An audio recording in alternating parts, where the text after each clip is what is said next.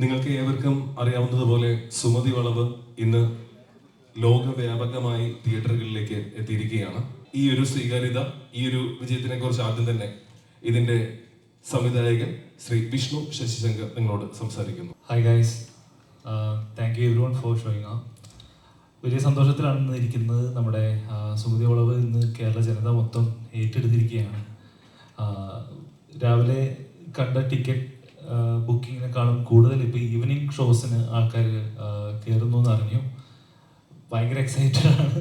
കൂടുതൽ ബാക്കി വിശേഷങ്ങൾ മിസ്റ്റർ അഭിലാഷ് പിള്ള പറയുന്നതായിരിക്കും. ഇല്ല, അത് തന്നെ അല്ല, ഭയങ്കര സന്തോഷത്തിലാണ്, അതുപോലെ ടെൻഷനുമാണ്. കാരണം വലിയ സിനിമയാണ്. ഇപ്പം വൈകിട്ടായപ്പോഴത്തേക്ക് വലിയ സന്തോഷം. ഫാമിലി ഓഡിയൻസ് കൂടുതൽ തിയേറ്ററിലേക്ക് വന്നു തുടങ്ങി. അപ്പം അതിൻ്റെ ഒരു സന്തോഷമുണ്ട്. പിന്നെ ഞങ്ങൾ ടാർഗറ്റ് ചെയ്തിരിക്കുന്നത് ഞങ്ങളുടെ സ്വന്തം ഓഡിയൻസ് വരാൻ പോകുന്നേ ഉള്ളൂ. ഫാമിലി, അമ്മമാരും അച്ഛന്മാരും ഒക്കെ ആയിട്ട്. അപ്പം എന്തായാലും ഇന്ന് രാവിലെ മുതൽ കേൾക്കുന്ന ഫീഡ്ബാക്സും റെസ്പോൺസും അല്ലെങ്കിൽ സോഷ്യൽ മീഡിയ റിവ്യൂസും ഒക്കെ ഒരുപാട് ഞങ്ങൾക്ക് കോൺഫിഡൻസ് തരുന്നുണ്ട്. പിന്നെ താങ്ക് യു മീഡിയ, നിങ്ങൾ രാവിലെ മുതൽ ഞങ്ങളെ മാക്സിമം സപ്പോർട്ട് ചെയ്യുന്നുണ്ട്. അപ്പം ഞങ്ങളുടെ കഴിഞ്ഞ സിനിമയ്ക്ക് തന്ന പോലെ തന്നെ ഒരു സപ്പോർട്ട് നിങ്ങൾ ഇതിനും തരുമ്പം തീർച്ചയായിട്ടും അതിൻ്റെ ഒരു റിസൾട്ട് ഞങ്ങൾക്ക് കിട്ടുന്നുണ്ട്. സോ ഈ ഒരു അവസരത്തിൽ മീഡിയ സുഹൃത്തുക്കളോടും നന്ദി പറയുകയാണ്. ഒപ്പം സിനിമയ്ക്ക് എത്തിക്കൊണ്ടിരിക്കുന്ന ഓരോ പ്രേക്ഷകരോടും നന്ദി പറയുന്നു. Thank you. വളരെയധികം സന്തോഷമുണ്ട്. കാരണം രാവിലെ തൊട്ട് ഇന്ന് 2 ദിവസമായിട്ട് ഭയങ്കര ടെൻഷനിലായിരുന്നു. കാരണം ഏറ്റവും കൂടുതൽ ടെൻഷൻ അടിക്കുന്ന ഒരു വ്യക്തി ഞാനാണ് എൻ്റെ വീട്ടിൽ. അപ്പോൾ ഒരു പടം ഇറക്കുമ്പോൾ ആൾക്കാരത് ആക്സെപ്റ്റ് ചെയ്യണം. പ്ലസ് ഇതിപ്പോൾ മാളികപ്പുറം 2ാമത്തെ പടം ടീമിൻ്റെ ആണെങ്കിലും എന്നെ വെച്ച് ഇവർ ആ പടം ചെയ്യാന്ന് പറയുമ്പോൾ തന്നെ എനിക്ക് ഭയങ്കര ടെൻഷനായിരുന്നു ആ കാര്യം. കാരണം ഇത് എന്നെ കൊണ്ട് പുൾ ഓഫ് ചെയ്യാൻ പറ്റില്ല എന്നുള്ളൊരു പരിപാടിയുണ്ട്. അപ്പോൾ അവർ പറഞ്ഞു, നീ ഒന്നും വിചാരിക്കണ്ട, നീ ഒന്നും ടെൻഷൻ അടിക്കണ്ട, ഞങ്ങളേറ്റ്.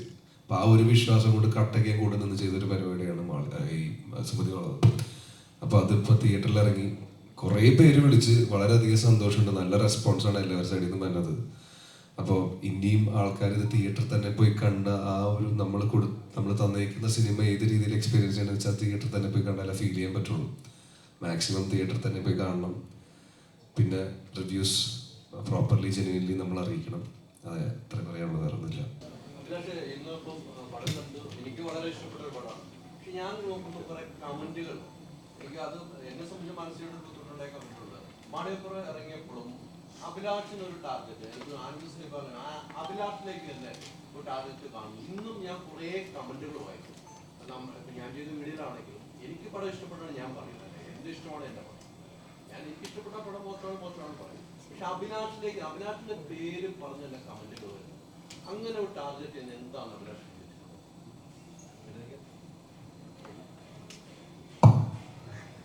ചേട്ടാ, എനിക്ക് അറിയില്ല സത്യത്തിൽ അത് എന്താന്നുള്ളത്. എനിക്കും എന്നെ 1-2 പേര് അയച്ചു തന്നിരുന്നു. എനിക്ക് തോന്നുന്നത് മാളികപ്പുറം ഇറങ്ങിയ മാളികപ്പുറത്തിന് മുന്നേ എനിക്ക് അങ്ങനെ ഒരു അറ്റാക്ക് എൻ്റെ നേരെ അതിന് വിരുദ്ധ സിനിമകളൊന്നും ഞാൻ കണ്ടിട്ടില്ല. പക്ഷേ മാളികപ്പുറത്തിന് ശേഷം ഞാൻ കണ്ടിട്ടുണ്ട്. അത് സിനിമയായിട്ട് ബന്ധപ്പെട്ടല്ല. ഇപ്പോൾ നമ്മൾ ഫേസ്ബുക്കിൽ ഒരു പോസ്റ്റ് ഇട്ടാൽ പോലെ അതിൻ്റെ താഴെ വന്നിട്ട്. പക്ഷേ ഇതൊന്നും മുഖമില്ലാത്ത ആളുകൾ കേട്ടാ. അങ്ങനെ ഇതിന് കൃത്യമായ ഒരു ജെന്യുവൻ അക്കൗണ്ടിൽ നിന്ന് ഞാൻ ഇന്ന് അങ്ങനെ കണ്ടില്ല. അപ്പം തീർച്ചയായിട്ടും നല്ലത് എത്ര ആളുകൾ മോശമെന്ന് പറഞ്ഞാലും നല്ലതിനെ സ്വീകരിക്കുന്ന ഒരു ജനതയാണ് കേരളത്തിലുള്ളത്. അതുകൊണ്ട് എനിക്ക് പേഴ്സണലി എൻ്റെ സിനിമ നന്നാവുന്നുള്ളതാണ്. അപ്പം എന്നെ ആരും മോശം പറഞ്ഞാൽ എന്നെ ബാധിക്കുന്ന ഒരു വിഷയമായിട്ട് ഞാൻ കാണുന്നില്ല. കാരണം ഞാൻ എന്താണെന്ന് എനിക്കും അറിയാം, എൻ്റെ ചുറ്റും നിൽക്കുന്നവർക്കും അറിയാം. അപ്പോൾ തീർച്ചയായിട്ടും പുറത്തു നിന്നൊരാളുടെ ഒരു സർട്ടിഫിക്കറ്റ് വേണ്ട എന്ന് എനിക്ക് എൻ്റെ ചുറ്റും നിൽക്കുന്നവർ എന്നെ മോശം പറയുകയാണെങ്കിൽ ഞാനത് സമയം ഉറപ്പായിട്ട് എനിക്ക് അങ്ങനെ ഒരു മോശം കാര്യം പറയിപ്പിക്കാനുള്ളൊരു സിറ്റുവേഷൻ ഞാൻ ജീവിതത്തിൽ ഇന്നേ വരെ എടുത്തിട്ടില്ല. അപ്പോൾ തീർച്ചയായിട്ടും ആ ഒരു അറ്റാക്കിനെ ഞാൻ ഈ സിനിമയിൽ ഞാൻ കണ്ടു. ഇതിനു മുന്നേ ഇതിൻ്റെ സോങ്സ് ഇറങ്ങുമ്പോഴും ട്രെയിലർ ഇറങ്ങുമ്പോഴും അത് എന്നേന്ന് മാത്രമല്ല മാളികപ്പുറം ടീമിനെ പേരെടുത്ത് പറഞ്ഞ് ചെയ്യുന്ന ഞാൻ കണ്ടിട്ടുണ്ട്. ഞാനും വിഷ്ണുവും രഞ്ജനൊക്കെ ഞങ്ങൾ എത്ര തവണ ഡിസ്കസ് ചെയ്തിട്ടുണ്ട്. എന്തിനു വേണ്ടി ഞങ്ങൾ എന്താണ് അതിന് മാത്രം എന്ത് തെറ്റാ ചെയ്തത്? ഒരു സിനിമ ചെയ്തതോ? ഒരു ഭക്തി ലെയറിലുള്ള ഒരു സിനിമ ചെയ്താണോ ഞങ്ങൾ ചെയ്ത തെറ്റ്? എനിക്ക് ഞാൻ പറഞ്ഞില്ല, തീർച്ചയായിട്ടും ആഫ്റ്റർ മാളികപ്പുറം തന്നെയാണ് എനിക്ക് അങ്ങനെ ഒരു സിറ്റുവേഷൻ ഫേസ് തുടങ്ങിയത്. പക്ഷേ ഇന്ന് ഞാൻ പറയുന്നു, ഇതൊന്നും വലിയ വിഷയമായിട്ട് ഞാൻ കാണുന്നില്ല. കാരണം എൻ്റെ സിനിമകൾ ഞാൻ വളരെ എൻജോയ് ചെയ്ത് ചെയ്യുന്നതാണ്. ഞാൻ പറയുന്ന കഥ ഇഷ്ടപ്പെടുന്ന ഒരു സംവിധായകനും അത് ഇഷ്ടപ്പെട്ടുകൊണ്ടുള്ള ആർട്ടിസ്റ്റുകൾ വരുന്നതും ഇത്രയും പൈസ മുടക്കാൻ പ്രൊഡ്യൂസേഴ്സ് വരുന്നത്. അപ്പോൾ എന്നെ സംബന്ധിച്ച് ഞാനിത് ചെയ്തുകൊണ്ടേയിരിക്കും. ഈ പറയുന്ന ഒരു വിഭാഗം, അതായത് 100-ൽ ഒരു 3% കാണും. അതുവരെ മാറ്റിയെടുത്തിയാൽ 97% വരുന്ന കേരളത്തിലെ ഫാമിലി ഓഡിയൻസും ഞങ്ങളൊപ്പം നിൽക്കും. എനിക്ക് ഉറപ്പുണ്ട് സുമതിയോളം എന്ന് പറയുന്നത് തീർച്ചയായിട്ടും ഇവിടെ മാളികപ്പുറം കണ്ട് ഇഷ്ടപ്പെട്ട ഫാമിലി ഓഡിയൻസിന് വേണ്ടി തന്നെ ചെയ്ത സിനിമയാണ്. അതുകൊണ്ട് അത് കേരളത്തിലെ ജനങ്ങൾ ഏറ്റെടുക്കുന്നത്. ഹൈദർക്കയുടെ വീഡിയോ ഞാൻ കണ്ടിരുന്നു. ഒരുപാട് ഒരുപാട് നന്ദിയുണ്ട്. കാരണം സിനിമ കണ്ട് എനിക്ക് ഒന്ന് 2 മണിക്കൂറിൽ ഹൈദർക്ക് ഒരു വീഡിയോ റിവ്യൂ കിട്ടും. ഒരുപാട് സന്തോഷമാണ് അങ്ങനെ വീഡിയോ കിട്ടില്ല. ഞാൻ ജെന്യുവിനായിട്ട് സംസാരിച്ചോളൂ. ടാർഗറ്റ് ചെയ്ത് ഒരു സിനിമയെ അങ്ങനെ മോശമാക്കാനുള്ളത് ആരും ഇടില്ല എന്നൊരു വിശ്വാസം. അങ്ങനെ ഇട്ടാലും അത് കേരളത്തിലെ ജനങ്ങൾ റിജക്റ്റ് ചെയ്യത്തുള്ളെന്നാണ് എൻ്റെ തോന്നൽ. ഈ ഒരു കഥയുടെ പശ്ചാത്തലത്തിൽ മാളികപ്പുറമായിട്ട് ഒത്തിരി വ്യത്യാസങ്ങളാണ്. അപ്പൊ അഭിലാഷ് പറയുന്നു മാളികപ്പുറത്തിന്റെ ഓഡിയൻസ് ആ കുടുംബമാണ്, മാളികപ്പുറം കുടുംബമാണ് ഈ സിനിമ ഏറ്റെടുക്കുന്നതെന്ന് പറയുമ്പോൾ ആ മാളികപ്പുറത്തിൽ തന്നെയാണ് അഭിലാഷ് നിൽക്കുന്നതെന്ന് എനിക്ക് സ്വയം തോന്നുന്നു. ചേട്ടാ, മാളികപ്പുറം ഏറ്റെടുത്തെന്ന് വെച്ചാൽ മാളികപ്പുറത്തിൻ്റെ ഒരു ഓഡിയൻസ് നല്ലത് ഫാമിലി ഓഡിയൻസിനാണ് പറഞ്ഞത്. അതായത് ഫാമിലി ഓഡിയൻസ് വന്ന് കണ്ടുകൊണ്ടാണ് ആ പടം വിജയിച്ചത്. ആ പടം മാത്രമല്ല, ഇപ്പം ഹിറ്റാവുന്ന കുടുംബ ചിത്രങ്ങളെല്ലാം എപ്പോഴും അറിയില്ല. അത് ആദ്യത്തെ ഒരു 3 ദിവസം യങ്സ്റ്റേഴ്സിൻ്റെ ഒരു തിരക്ക് കഴിഞ്ഞാൽ തിങ്കളാഴ്ച മുതൽ ഫാമിലി തിയേറ്ററിൽ വന്നാൽ മാത്രമാണ് ആ സിനിമ വിജയിക്കുന്നത്. അപ്പം ഞാനാ പറഞ്ഞ ഓഡിയൻസ് എന്ന് പറയുന്നത് ആ സിനിമ വിജയിക്കാനും കാരണക്കാരായ കേരളത്തിലെ കുടുംബം, ആ കുടുംബങ്ങൾ വരുമെന്നാണ് ഞാൻ ഉദ്ദേശിച്ചത്. അതുകൊണ്ട് തന്നെ ഞാൻ പറയുന്നു, ഇപ്പം എൻ്റെ എല്ലാ സിനിമകളും ഞാൻ കുടുംബ പ്രേക്ഷകരെ ഹൈലൈറ്റ് ചെയ്താണ്, അവരെ ഫോക്കസ് ചെയ്താണ് എഴുതാറുള്ളത്. അപ്പം ആ പ്രേക്ഷകരെയാണ് ഞാൻ പ്രതീക്ഷിക്കുന്നത്, അല്ലെങ്കിൽ ഞങ്ങൾ പ്രതീക്ഷിക്കുന്നത്. അപ്പം ഈ സിനിമ ഇന്നിപ്പോൾ വൈകുന്നേരത്തെ ഒട്ടുമിക്ക സെൻറ്ററുകളും ഹൗസ്ഫുൾ ഷോ ആണ്. എനിക്ക് 100% ഉറപ്പാണ് വൈകുന്നേരത്തെ ഷോസ് വരുന്നത് ഫാമിലി ആയിരിക്കും. കാരണം വെള്ളിയാഴ്ചയാണ്, നാളെ അവധിയാണ്. തീർച്ചയായിട്ടും അവരിനിയും വന്ന് പടം കണ്ട് അവർ പറയുന്ന പബ്ലിസിറ്റി അല്ലെങ്കിൽ മൗത്ത് പബ്ലിസിറ്റിയിലാണ് ഇനി ഈ സിനിമ മുന്നോട്ട് പോകുന്നത്. 100% പറയുന്നു, ഞങ്ങളെടുത്തൊരു എഫേർട്ടിൻ്റെ റിസൾട്ട് കേരളത്തിലെ ജനങ്ങൾ തരും എന്ന് എനിക്ക് 100% വിശ്വാസമുണ്ട്. കാരണം മോശമാണെങ്കിൽ മോശമാണെന്ന് ധൈര്യമായി പറഞ്ഞോളാം ഞങ്ങൾ പറഞ്ഞത്. കാരണം ഇത് ഇന്ന് രാവിലെ മുതൽ കിട്ടുന്ന ഫീഡ്ബാക്സിലെ ജെനുവിൻ പബ്ലിക് റിവ്യൂസ് വളരെ നല്ല റിവ്യൂസാണ്. ഞാൻ ഈ പറഞ്ഞ പോലെ മുഖമില്ലാത്ത കുറേ ആളുകൾ, അതാരാണെന്നറിയില്ല, എവിടെ നിന്നാണെന്നറിയില്ല, അവരാണിത് ഈ പറയുന്ന പോലത്തെ നെഗറ്റീവ് കമൻറ്റ്സ് ഇടുന്നതും ഡീഗ്രേഡിങ് വീഡിയോസ് ഇടുന്നതും. അത് ഈ സിനിമയ്ക്കെന്നല്ല, ഇപ്പം മലയാള സിനിമയിലെ ഒട്ടുമിക്ക സിനിമകളും ഫേസ് ചെയ്തുകൊണ്ടിരിക്കുന്ന ഒരു സിറ്റുവേഷൻ കൂടെയാണ്. അപ്പോൾ ഇതിനെ ഓവർകം ചെയ്യാൻ പറ്റുമെന്നാണ് ഞങ്ങൾ കരുതുന്നത്. ഈ പടം പടത്തിൽ ഒരു ക്യാരക്ടർ ചെയ്തിട്ടുണ്ട്, ത്രൂ ഔട്ട് ക്യാരക്ടറാണ്, മോശമില്ലാത്ത രീതിയിൽ ചെയ്തിട്ടുണ്ട്. അപ്പം സ്ക്രിപ്റ്റ് ചെയ്യുമ്പോൾ ഈ ക്യാരക്ടർ എനിക്ക് ചെയ്യണമെന്നുള്ളൊരു ഇതുണ്ടായിരുന്നു, അല്ലെങ്കിൽ ആരാണ് ആ ഒരു ഡിസിഷൻ അഭിനയിപ്പിക്കുക എന്നുള്ളൊരു പരിപാടി? ഇല്ല, സ്ക്രിപ്റ്റ് ചെയ്യുമ്പോൾ അങ്ങനെ ചെയ്യാൻ തീരുമാനിച്ചാൽ പിന്നെ വിഷ്ണു ഞാനും ഞങ്ങളൊരു സ്വാതന്ത്ര്യമാണ് അങ്ങോട്ടും ഇങ്ങോട്ടും സംസാരിക്കാനുള്ളത്. ഇപ്പം ഞങ്ങളൊരു സിനിമ എഴുതുമ്പോൾ ഇപ്പം ഓരോ കഥാപാത്രം ഡിസ്കസ് ചെയ്യുമ്പോഴും ഞങ്ങൾ പറയും ഇന്നാൾ ചെയ്ത് നന്നായിരിക്കും. അപ്പം അതിൽ ഞാൻ ചെയ്ത ഗിരി എന്ന് പറഞ്ഞ കഥാപാത്രം വളരെ ചെറിയൊരു ക്യാരക്ടറായിരുന്നു. അപ്പോൾ വിഷ്ണുവായിട്ട് ഞാൻ ഡിസ്കസ് വിടാതെ കാര്യം ചെയ്തത് ഞാൻ ചെയ്യാം എന്ന് പറയുമ്പോൾ അവൻ ചേട്ടൻ ചെയ്യണം, നമുക്കത് ചെയ്യാമെന്ന് പറഞ്ഞു. പിന്നെ ഞങ്ങൾ വീണ്ടും സ്ക്രിപ്റ്റ് വർക്ക് ചെയ്തപ്പോൾ ആണ് അതിനെ ഒന്നും കൂടെ ഒന്ന് മുന്നോട്ട് കുറച്ചുകൂടെ വർക്ക് ചെയ്യാമെന്ന് കരുതിയത്. അപ്പം അങ്ങനെ വർക്ക് ചെയ്തപ്പോൾ കുറച്ചും കൂടെ ഒരു ലെങ്തി ക്യാരക്ടറായി മാറി. പിന്നെ ഇവരുടെ ഒപ്പം ചെയ്ത് തുടങ്ങിയപ്പം പല സീക്വൻസിലേക്കും ഞങ്ങൾ റീവർക്ക് ചെയ്ത് അങ്ങനെ പോയതാണ്. അപ്പോൾ അത് കുഴപ്പമില്ലെന്ന് പറഞ്ഞാൽ സന്തോഷമുണ്ട് കേട്ടോ. അത് അങ്ങനെ അഭിനയിക്കാൻ അറിയാം എന്നുള്ള ഓവർ കോൺഫിഡൻസ് ഇപ്പം ചെയ്തതൊന്നുമല്ല, കൂട്ടുകെട്ടിൽ അത് സൗഹൃദത്തിനിടയിൽ നിന്നോട് മാത്രമാണ് അത് ചെയ്യാൻ പറ്റിയത്. സിനിമ കണ്ടായിരുന്നോ? ആളുടെ അഭിനയം കണ്ട് മോശമില്ലാത്ത രീതി. ഓക്കെ,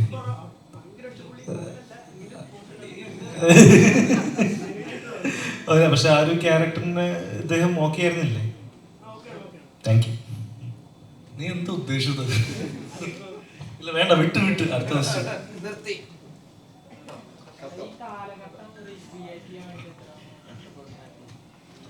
ഈ കാലഘട്ടം നമുക്ക് ഈ പടം നമ്മൾ ഈ സ്ക്രിപ്റ്റ് കിട്ടുമ്പോൾ നമുക്കൊരു റീവർക്കിൽ മെയിനായിട്ട് വന്നൊരു ഏരിയ ഈ കാലഘട്ടം ഒന്ന് റീക്രിയേറ്റ് ചെയ്യാം. നമുക്ക് പ്രസൻസ് ഇത് പോവാതെ കുറച്ചുകൂടി നമുക്ക് ആ ഒരു നൊസ്റ്റാൾജിക് ഫീലും നമ്മൾ മലയാള സിനിമയുടെ ഒരു ഗോൾഡൻ ഇയർ ഇതിലേക്കൊന്ന് റിമൈൻഡ് ചെയ്യിക്കാനും കൂടി ഒന്ന് ഫോഴ്സ്ഫുള്ളി ഈ സ്ക്രിപ്റ്റിൽ നമുക്ക് ഇരിക്കാമെന്ന് അഭിലാഷേട്ടനാണ് പറഞ്ഞത്. അപ്പോൾ തുടരെയുണ്ടായിരുന്ന നമ്മുടെ ആക്ടേഴ്സും എൻ്റെ ടീമും എല്ലാവരും ഇരുന്ന് സംസാരിക്കുമ്പോൾ അത് കുറച്ചുകൂടിയും ഒരു മനോഹരം തോന്നി. ഏറ്റവും വലിയ ചലഞ്ച് നമുക്ക് ആർട്ട് ഡിപ്പാർട്ട്മെൻറ്റിൽ ഇതായിരുന്നു. കാരണം പല സാധനങ്ങളും കാര്യങ്ങളും അന്നത്തെ കാര്യങ്ങൾ ഇപ്പോൾ അത്രയും അവൈലബിൾ അല്ല. ഇപ്പോൾ നിങ്ങൾക്ക് സിനിമ കാണുമ്പോൾ തന്നെ അറിയാം, പഴയ തിയേറ്റർ, പഴയ വണ്ടികൾ, പിന്നെ അവർ ഉപയോഗിച്ച ചെറിയ ചെറിയ മൈന്യൂട്ടായിട്ടുള്ള പല വസ്തുക്കളും നമുക്കത് കളക്ട് ചെയ്യുക, അതിനെ ആ സമയത്തുള്ള ഏറ്റവും പുതുമയിൽ കൊണ്ടുവന്ന് പ്രസൻറ്റ് ചെയ്യുക എന്ന് പറഞ്ഞാൽ കുറച്ച് ടാസ്ക് തന്നെയായിരുന്നു. അജയ് മാങ്ങാട് നമ്മുടെ ആർട്ട് ഡയറക്ടർ അതിന് ഒരുപാട് എഫേർട്ട് എടുത്തു. മുരളി ചേട്ടൻ അതിന് നല്ലൊരു സപ്പോർട്ടും തന്നു. അതുകൊണ്ട് എന്താ പറയുക, ബുദ്ധിമുട്ടായിരുന്നു, പക്ഷേ നല്ല രീതിയിൽ അത് വന്നു എന്ന് വിശ്വസിക്കുന്നു.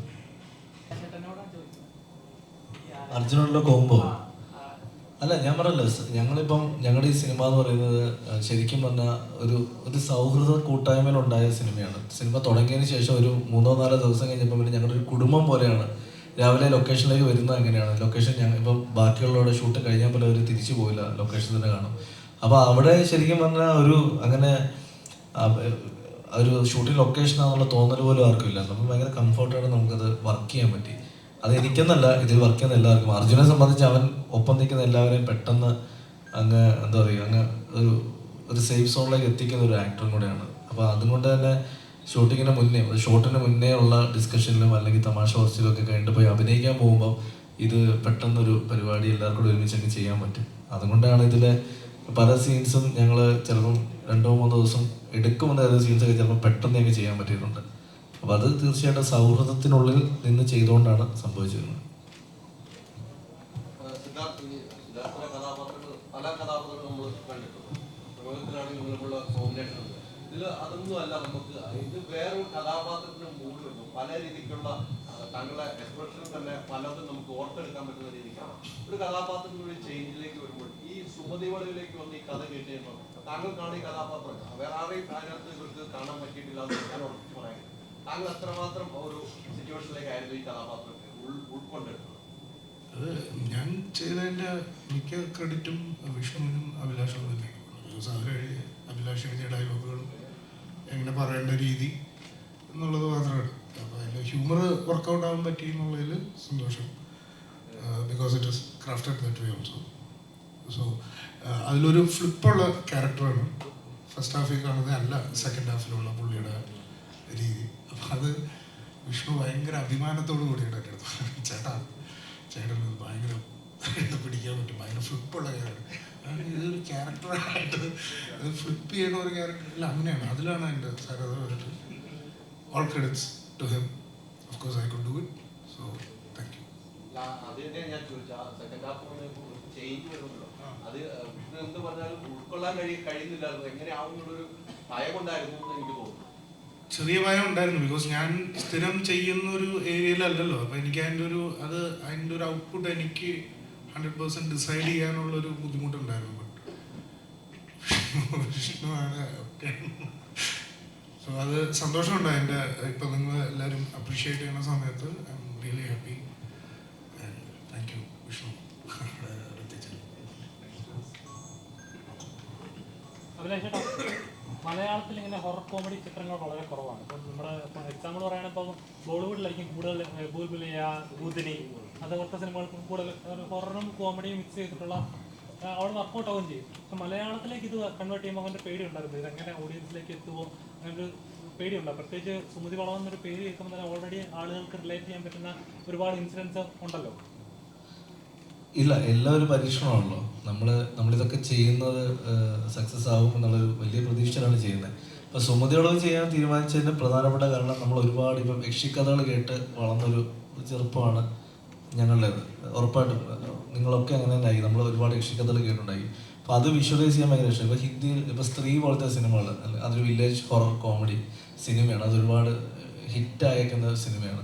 മലയാളത്തിൽ മുന്നേ അങ്ങനത്തെ സിനിമകൾ ഇവിടെ ഓടിയിട്ടുണ്ട്, ഈ ഹൊറർ കോമഡി സിനിമകൾ.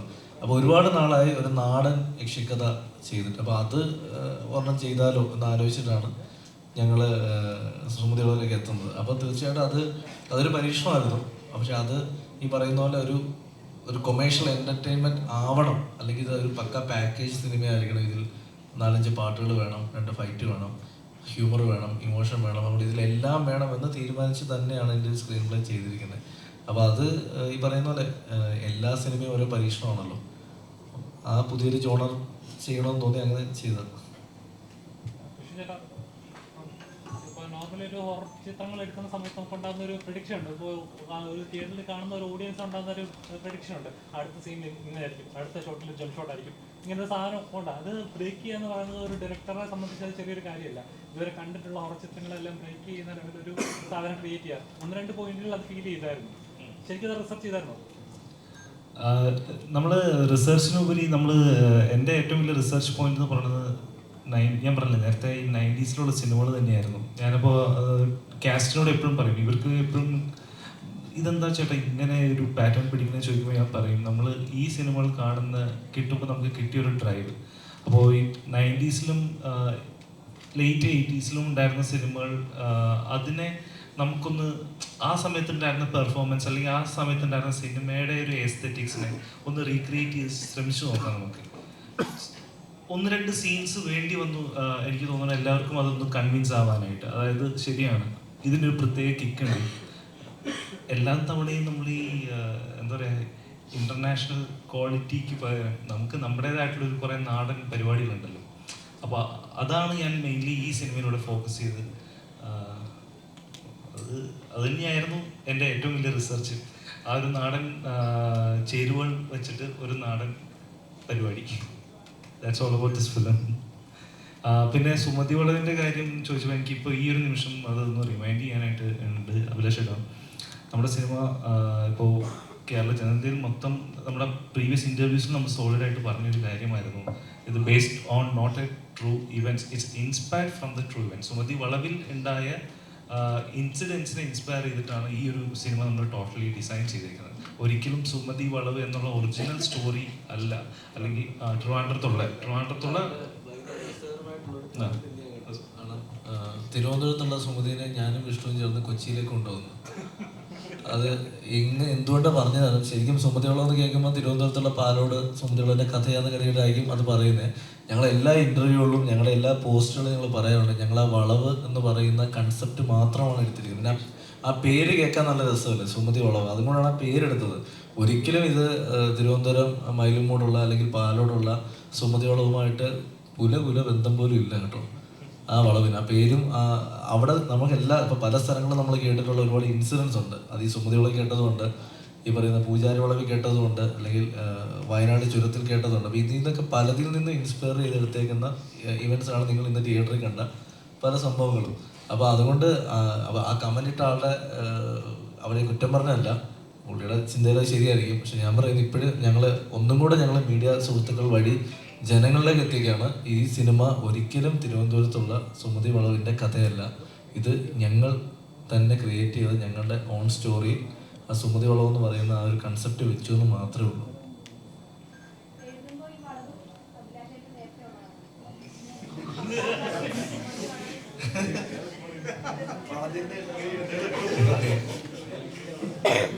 എഴുതുമ്പോൾ എന്ത് വളം, അങ്ങനെയല്ല. എൻ്റെ അടുത്ത് ആരൊക്കെ ചോദിച്ചു 10-ാം വളവിൻ്റെ സെക്കൻഡ് പാർട്ടാണോ സുമതി വളവ് എന്നൊക്കെ. അങ്ങനെയല്ല, ആ പേര് ക്യാച്ച് ചെയ്യായിരുന്നു. അപ്പം ഞങ്ങൾ 2019 അർജുനോട് കഥ പറയുമ്പോഴും ഇതേ പേര് തന്നെയാണ്. അപ്പം ചില പേരുകൾ അങ്ങനെയാണ്. ഇപ്പം മാളികപ്പുറം എന്നുള്ളൊരു പേര് ഞങ്ങളുടെ അടുത്ത് പലരും ആ പേര് മാറ്റണമെന്ന് പറഞ്ഞാണ്. സിനിമ റിലീസിന് അനൗൺസ് ചെയ്തതിന് ശേഷം പല ആളുകളും വിളിച്ചിട്ട് ആ പേരിടരുത്, ആ പേര് വലിയ പ്രശ്നമാണ്, മാറ്റണമെന്ന് പറഞ്ഞപ്പോൾ ഞാനും വിഷ്ണുവും ഞങ്ങളുടെ സ്ട്രോങ് ഡിസിഷൻ എന്ന് വെച്ചാൽ ആ കഥയ്ക്ക് ആ പേരില്ലാതെ മറ്റൊരു പേര് ചേരില്ല എന്ന് പറഞ്ഞുകൊണ്ട് തന്നെയാണ് ആ പേര് ഞങ്ങൾ സ്റ്റിക്ക് ഓൺ ചെയ്തത്. അപ്പം ഈ കഥയ്ക്ക് അതുപോലെ തന്നെയാണ്, സുമതി വളവ് എന്നുള്ള പേരില്ലാതെ മറ്റൊരു പേര് ഉണ്ടോ എന്ന് എനിക്കറിയില്ല. അതുകൊണ്ട് അങ്ങനെ തന്നെ വെച്ചത്. ഇഷ്ടം പോലെ ആളുകളുണ്ട്, എന്തിനാ എന്നെ തന്നെ ഈ ടാർഗറ്റ് ചെയ്ത് ചോദിക്കുന്നത്. എന്നിട്ട് പറയും എൻ്റെ അടുത്ത് എൻ്റെ പേര് വരുന്നു. കുഴപ്പമില്ല, പറ, ചോദിക്കും. ഒരു പേര് ബ്രാൻഡ് ആവുക എന്ന് പറയുന്നത് ചെറിയൊരു കാര്യമല്ല. ഇപ്പൊ അഭിലാഷ് പിള്ള എന്ന് പറയുമ്പോൾ മലയാളികൾക്ക് ഒരു ഫൈൻ റൈറ്റേഴ്സിൽ ഒരാളാണ്. അപ്പം ആ അതൊരു ബ്രാൻഡാണ്. അത് എന്താ പറയുക, 150 രൂപ ടിക്കറ്റ് എടുത്താൽ വർത്താണ് എന്നൊരു ഇതുണ്ട്.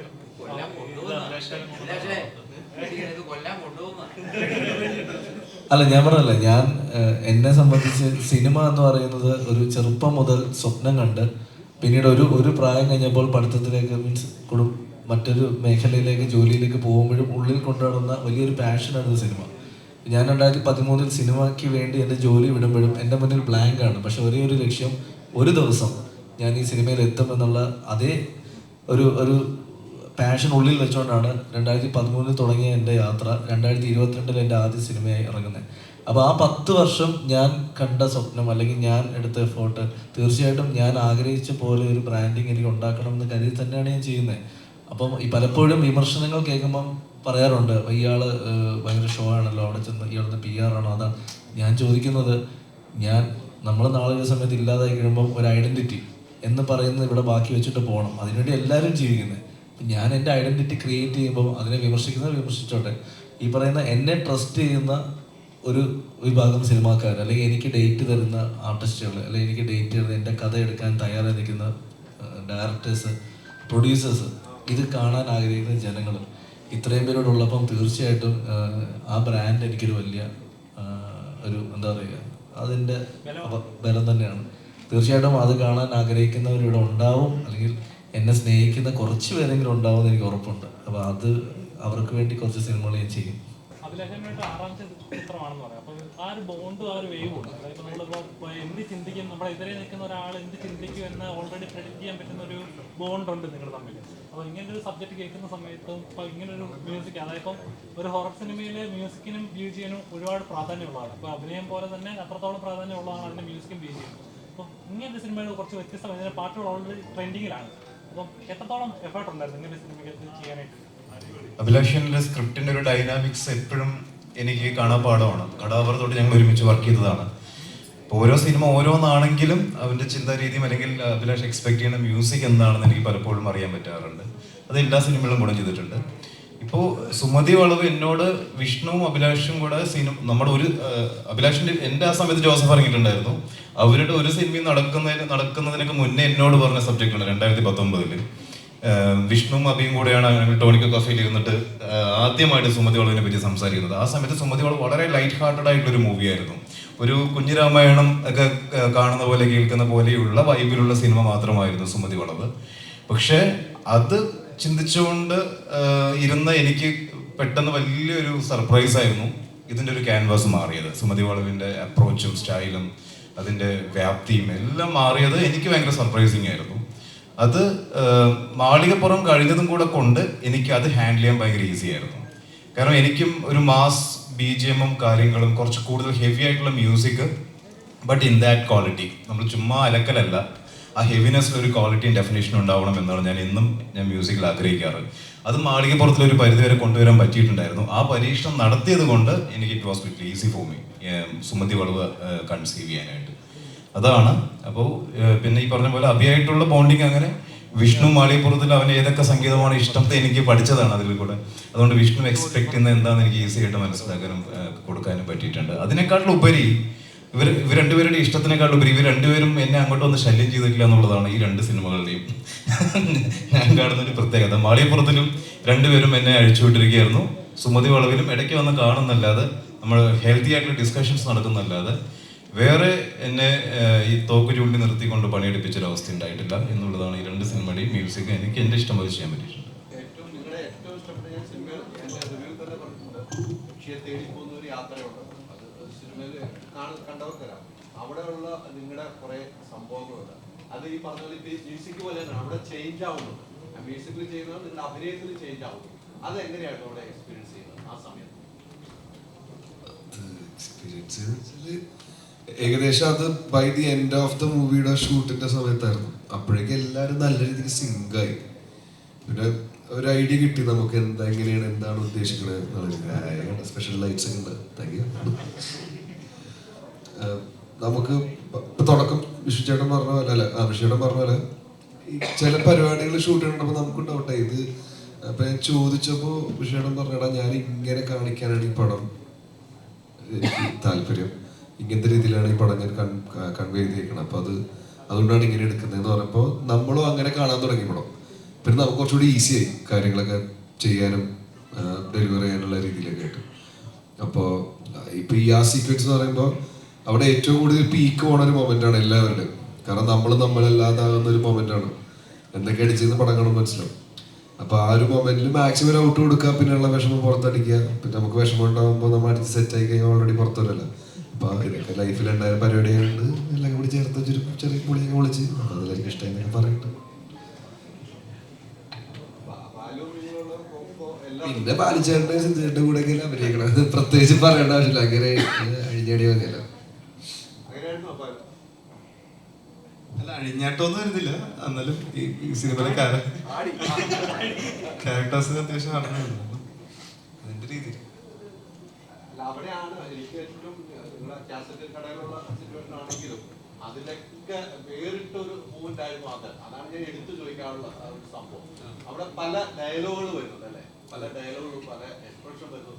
അതില് സിദ്ധുവിന്റെ കുറെ ഡയലോഗ് വരുന്നു. അങ്ങനെ നിങ്ങൾ ആ ഗ്യാങ് ഉണ്ടല്ലോ, അപ്പഴാണെങ്കിൽ വലിയ ബ്രേക്ക് ഡാൻസ്. ശരിക്കും അത് ആ സീൻ ഷൂട്ട് ചെയ്യുമ്പോൾ അങ്ങനെ തന്നെയായിരുന്നു. വിഷ്ണു നമ്മുടെ അടുത്ത് ഒന്ന് പറയായിരുന്നു, നിങ്ങൾ മറ്റേ ഇത് അഴിച്ചു വിട്ടേക്കുന്ന പോലെയാണ്, നിങ്ങൾക്ക് എന്താ വെച്ചാൽ പറഞ്ഞാൽ മറ്റേ പ്രേതത്തിന് നിങ്ങൾക്ക് പേടിയില്ല, അങ്ങനെ ഒരു അവസ്ഥയിലാണ് നിങ്ങൾ നിൽക്കുന്നത്. അപ്പോൾ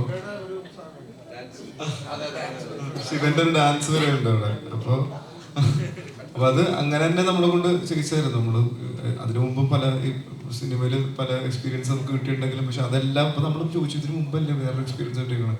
അതൊന്നുമല്ല, ഈ സീനില് നിങ്ങൾ മറ്റേ എല്ലാം പൊട്ടിച്ച് ഒന്നും പേടിയില്ല എന്നുള്ള അവസ്ഥയിലേക്ക് പോവാണ്. അപ്പൊ അത് നിങ്ങൾ അങ്ങനെ തന്നെ പഠിക്കണം എന്ന് പറഞ്ഞിട്ട് അങ്ങനെ ചെയ്യിച്ചാണ്, അടിച്ചാണ് ചെമ്പച്ചേട്ടൻ തന്നെ ധൈര്യമായിട്ട്.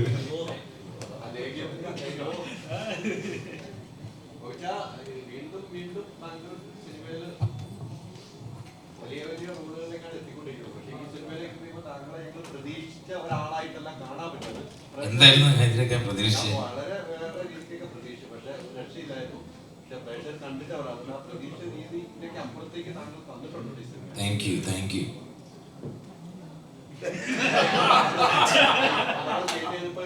തന്നിട്ടുണ്ടോന്നാണ് ചോദിച്ചത്. തന്നിട്ടുണ്ടെന്നാണോ?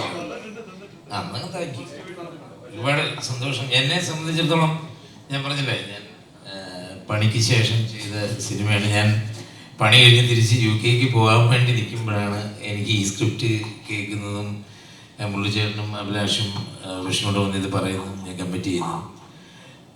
എന്നെ സംബന്ധിച്ചത് വേറൊരു ഗുരുകുലമായിരുന്നു.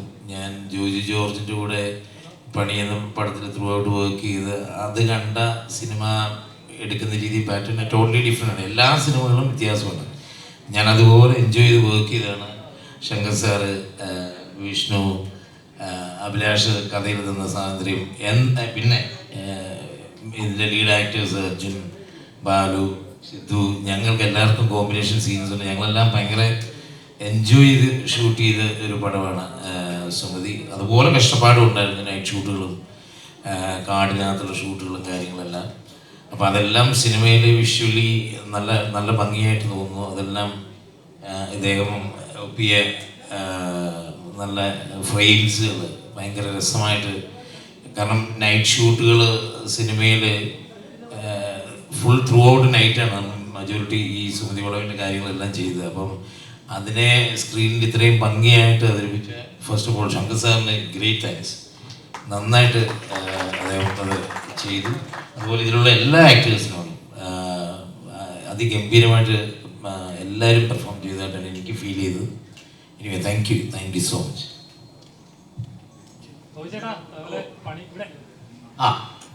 പണിക്ക് അനൗൺസ് ചെയ്തായിരുന്നല്ലോ. അപ്പോൾ അത് ആ പണിയിൽ ഗംഭീര കഥാപാത്രമായിരുന്നു. ആളുകൾ ഇപ്പോഴും റീൽസിലൂടെയൊക്കെ കാണുന്നുണ്ട്. പണിക്ക് വരുമ്പോൾ അതുപോലത്തെ ഗംഭീര കഥാപാത്രം നിങ്ങൾ പ്രതീക്ഷിക്കുന്നതിനേക്കാൾ ഞാനും അത് തന്നെ പ്രതീക്ഷിക്കുന്നത്. പക്ഷേ ജോജു വിളിക്കണം.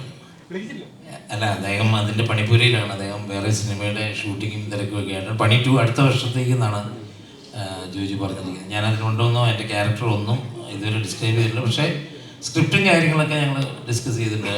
എന്നോട് പറഞ്ഞിട്ടുണ്ട് കഥയുടെ ത്രെഡും കാര്യങ്ങളൊക്കെ. ഭയങ്കര രസകരമായൊരു സബ്ജക്റ്റ് ആയിരിക്കും. അർജുനേട്ടാ പറഞ്ഞത് വെച്ചിട്ട് എല്ലാവർക്കും അർജുനേട്ടനായിട്ടുള്ള എക്സ്പീരിയൻസ് ആണ് തോന്നുന്നത്. ഒരു സിനിമകൾ ചെയ്യുമ്പോൾ ക്യാരക്ടർ ഡിഫറൻസ് ഉണ്ടല്ലോ, ഡിഫറൻസിയേഷൻ. അപ്പോൾ ഈ കഥ കേൾക്കുമ്പോൾ ഒരു ഹൊററാണ്, ഒരേ സമയം കോമഡിയുമാണ്. അപ്പോൾ ആ കഥാപാത്രം അവസാനം വരെ എന്താ നമ്മൾ സ്ഥിരം കണ്ടുവരുന്ന ഒരു നായകനെ പോലെ ആദ്യം ഒരു പേടിത്തൊണ്ടരാണെങ്കിൽ പിന്നെ അവസാനം ധൈര്യം, അങ്ങനത്തെ ഒരു കഥാപാത്രമല്ല. എങ്ങനെയാണോ ആദ്യം തൊട്ട് അവസാനം വരെ അങ്ങനെ ലെവലിൽ തന്നെയാണ് കീപ്പ് ചെയ്ത് പോകുന്നത്. അതാണ് ഈ ക്യാരക്ടറിലേക്ക് ഹുക്ക് ചെയ്യാനുള്ളൊരു റീസൺ. ഹുക്ക് ചെയ്യാൻ മേജർ റീസൺ ഒന്നാമത് സുമതി വളവ് എന്നുള്ള വളവിൻ്റെ പരിപാടികളും, പിന്നെ അങ്ങനത്തെ ഒരു കാലഘട്ടമാണ്. പിന്നെ നമ്മൾ ഒരു ഇല്ലാത്തൊരു ഗ്രാമത്തിൽ ക്രിയേറ്റ് ചെയ്തതാണ് കല്ലേലി എന്ന് പറഞ്ഞിട്ട്. ആ ഗ്രാമത്തിലെ ആൾക്കാർ 7 മണിക്ക് അല്ലെങ്കിൽ 6 മണിക്ക് ശേഷം ഇരുട്ടിയാൽ പിന്നെ പുറത്തിറങ്ങൂല. എല്ലാവർക്കും ആ നാട്ടിൽ പേടിയാണ്. അത്രയും പേടിയുള്ള നാട്ടിൽ ഏറ്റവും കൂടുതൽ പേടിയുള്ള ഒരു വ്യക്തിയാണ് എൻ്റെ ക്യാരക്ടർ അപ്പു. അപ്പോൾ ഇതിങ്ങനെയൊക്കെ പരിപാടികൾ വന്നപ്പോഴും പിന്നെ ടൈപ്പ് ഓഫ് പേടിപ്പിക്കൽ, പുതിയ പരിപാടികൾ എന്ന് വെച്ചാൽ നമ്മൾ കണ്ടിട്ടുള്ള നമ്മൾ യക്ഷീനെ പറയാൻ പറ്റും. നമ്മൾ യക്ഷീനായിട്ട് കാണിക്കുന്നില്ലല്ലോ. അപ്പൊ അതൊക്കെ എനിക്ക് കേട്ടപ്പോൾ കുറച്ച് ഇൻട്രസ്റ്റിംഗ് ആയിട്ടൊക്കെ തോന്നി. പിന്നെ കാര്യങ്ങളൊന്ന് പറഞ്ഞു. ഡിസ്കഷൻ്റെ ഇടയിലൊക്കെ കുറേ കാര്യങ്ങൾ പറയുന്നതോറും നമുക്ക് അതിനോടുള്ള ഇൻട്രസ്റ്റ് കൂടി ഇരിക്കുകയായിരുന്നു. പിന്നെ ഇങ്ങനത്തെ ഒരു പേടിത്തൂറൻ ക്യാരക്ടർ ജീവിതത്തിൽ കുറച്ച് പേടിയുണ്ടെങ്കിലും സിനിമയിൽ കുറച്ച് കൂടുതൽ അഭിനയിക്കേണ്ടി വന്നില്ല. അതുകൊണ്ട് കുഴപ്പമില്ലാണ്ട് ചെയ്തെന്നാണ് വിശ്വസിക്കുന്നത്.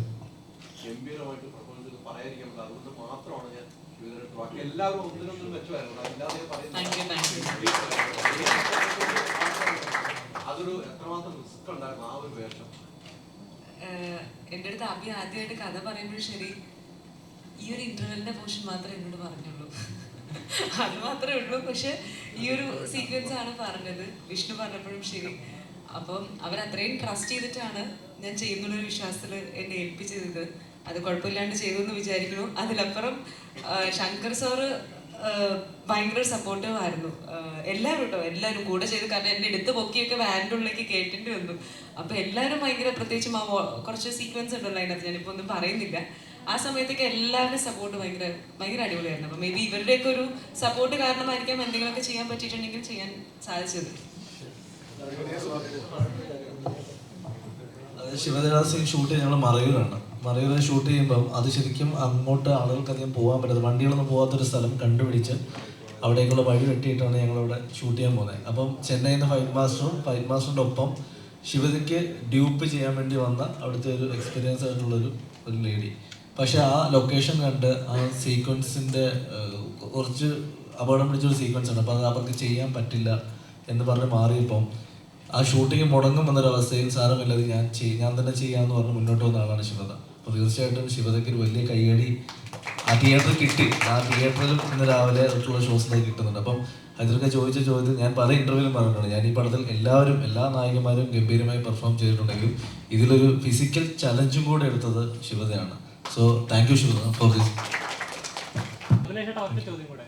കാരണം അഭിലാഷിന്റെ ഒരു അഭിമുഖത്തെ കുറച്ച് നാൾ ബാക്കിൽ നിന്ന് കാണാതിരുന്ന നായികയെ ഞങ്ങൾ ഇതിനകത്ത് കൊണ്ടുവരുന്നുണ്ട്. നായികയുടെ പേര് ഞാൻ വെളിപ്പെടുത്തുന്നില്ല, കൃത്യമായി കൊണ്ടുവന്നു. അതായത് കുറച്ച് നാളെ ഫീൽഡിൽ ഇല്ലാത്തവരെ മുമ്പിലേക്ക് കൊണ്ടുവരാന്ന് പറഞ്ഞത് ചെറിയൊരു കാര്യമല്ല. കാരണം നമ്മൾ സിനിമ എന്ന് പറയുന്നത് പുതുമകൾ വരുമ്പോൾ പഴമയെ മറക്കുന്ന ഒരു ശീലം സിനിമയ്ക്കുണ്ട്. പല സിനിമകളും നമ്മൾ കണ്ടുവരുന്നുണ്ട്. അപ്പം ശരിക്കും കഴിഞ്ഞ നാൾ അമ്മയൊക്കെ ഉണ്ടായ ഒരു ഇഷ്യൂസ്, അതായത് പല ആർട്ടിസ്റ്റുകൾക്കും അഭിനയിക്കാനായിട്ട് അവസരങ്ങൾ കിട്ടുന്നില്ല, അവരെ സൈഡായി പോകുന്നുണ്ട് എന്ന് പറയുന്നുണ്ട്. അപ്പം ഇനിയുള്ള ചേട്ടൻ്റെ സ്ക്രിപ്റ്റുകളിൽ ഇതുപോലെ വരാത്ത പഴയ ആളുകളെ കൊണ്ടുവരാനായിട്ട് നോക്കുന്നുണ്ടോ? അങ്ങനെയല്ല, നമ്മൾ ഒരു കഥ എഴുതിയതിന് ശേഷം ആ കഥാപാത്രത്തിന് ആപ്റ്റീവ്. ഞാൻ എൻ്റെ കഴിഞ്ഞ പഠിച്ച സംഗീത ചേച്ചി കുറേ നാളിന് ശേഷം മലയാളത്തിലേക്ക് തിരിച്ചു വന്നിരുന്നു. ഇതിൽ ഈ പറയുന്ന ആർട്ടിസ്റ്റ്, പേര് പറയുന്നില്ല, അവർ വരുന്നു. അതേപോലെ പുതിയ ആളുകളെയും ഞങ്ങൾ കൊണ്ടുവരാറുണ്ട്. ഈ സിനിമയിൽ തന്നെ ഇപ്പം നമ്മൾ ഇൻ്റർവ്യൂവിൽ എല്ലാവരും ചോദിച്ചെങ്കിലും എടുത്ത് പറയാതെ പോയൊരു പേരുണ്ട് ശിവ. ഹൈദരാബാദ് വളവിലൊക്കെ പോയി കാണിച്ചത്. അപ്പം ശിവ, അതുപോലെ ജസ്നിയ, സോഷ്യൽ മീഡിയയിലൊക്കെ നമുക്ക് ഒരുപാട് അറിയാവുന്ന ജസ്നിയ ഈ പടത്തിലൊരു എനിക്കറിയാം ആ ഒരു സീക്വൻസ് തന്നെ പടത്തിലെ one of the best sequence ആണ്. അപ്പം പുതിയ ആളുകളെയും ഇതേപോലെ നമ്മൾ കാണാൻ ഫൈസി എന്ന് പറയുന്ന ഒരു പയ്യനെ നിങ്ങൾക്ക് എല്ലാവർക്കും അറിയാവുന്നത്, നിങ്ങളെ ചാനലുകാരിൽ നിന്ന് റിപ്പോർട്ട് ചെയ്തിട്ടുണ്ട് ട്രാഫിക് എന്നുള്ള സിനിമയുടെ ക്ലൈമാക്സ് റീക്രിയേറ്റ് ചെയ്തത്. അപ്പോൾ അത് കണ്ട് ഇഷ്ടപ്പെട്ടിട്ടാണ് ഞാനും വിഷ്ണുവും ആ പയ്യനെ ഈ സിനിമയിലേക്ക് വെച്ചതും. അതൊരു മെയിൻ സീക്വൻസ് ആണ് സിനിമയുടെ. അപ്പം നമ്മൾ കാണാൻ ആഗ്രഹിക്കുന്ന പുതിയ ആളുകൾക്ക് നമ്മൾ അവസരം കൊടുക്കും. അതേപോലെ കാണാൻ ആഗ്രഹിക്കുന്ന, അല്ലെങ്കിൽ ഇപ്പം നമ്മളുടെ ഒപ്പം ലൈവായിട്ട് സിനിമയിലില്ലാത്ത, നമ്മൾ ചിലപ്പോൾ കണ്ട് നമ്മളിവിടെ ഇഷ്ടപ്പെട്ട ആർട്ടിസ്റ്റുകളെ തിരിച്ചു കൊണ്ടുവരാൻ തീർച്ചയായിട്ടും കഥയിൽ എവിടെയെങ്കിലും ഒരു കഥാപാത്രം എഴുതാൻ ഞാൻ എൻ്റെ എല്ലാ കഥകളും ഞാൻ ശ്രമിക്കാറുണ്ട്. തീർച്ചയായിട്ടും ഇനിയുള്ള സിനിമകളിലും തീർച്ചയായിട്ടും കാണും. ശരി, thank you all the media.